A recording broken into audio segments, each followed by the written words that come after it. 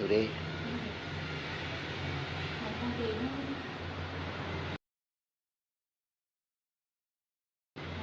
මම මේක වැරද්දේ වා ගියාත්මේ ස්වාමියා මේ මට පෙවුණානේ.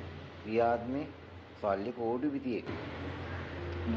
ඔව් මේක දැන් මේ මම මේක බලය වැඩි. මේ ගියාත්මේ මට වාගේ ස්වාමියා දැක්ක මොට්ට සල්ලියක් තියෙන එකනේ. පජසප වෙන්න ඉන්න පුළුවන්.